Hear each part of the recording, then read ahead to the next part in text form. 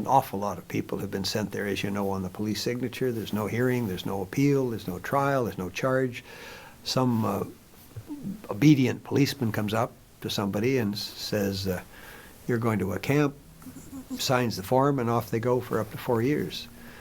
That's a method that was devised by Adolf Hitler and Joseph Stalin, and was imitated by Mao in the 50s, as I'm sure you know.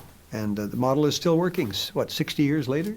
Even, Russia long ago got rid of that system. So why is it still working in China? That's the question that we should be asking every Chinese official and every party official that anyone sees anywhere in the world.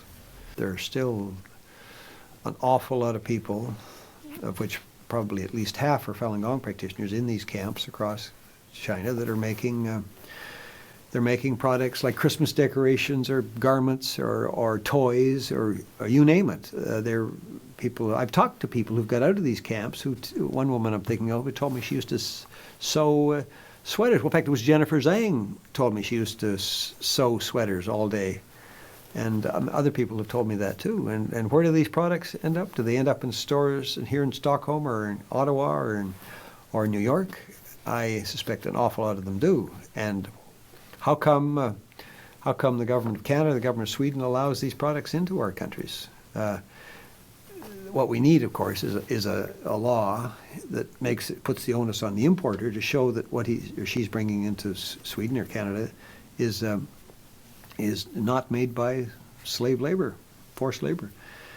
The United States has an agreement to ban products from forced labor coming into the U.S., but they don't enforce it. And there's a country in Asia that maybe I better not name that has a free trade agreement with China. And I asked one of the officials what they were going to do to prevent such imports, and he said, we're going to have an inspector in Beijing. One inspector.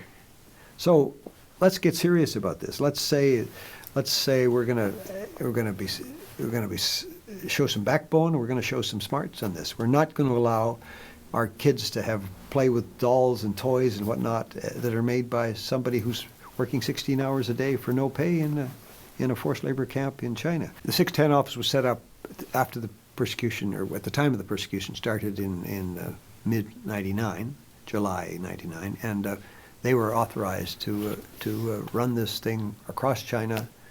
And I talked to a policeman in Australia several years ago who had told me that, and this is maybe typical, is that he was told that if somebody was coming out of a labor camp, a Falun Gong practitioner, and that if he and his colleagues had any doubt that the person was going to go back to being a Falun Gong practitioner, he told me they were authorized to shoot the person.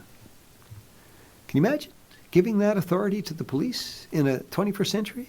Any country. And fortunately for him, he simply said I guess he couldn't take this, and he fled China, and he's now in Australia. I believe he's a citizen of Australia. But that's the kind of mentality that was operating there.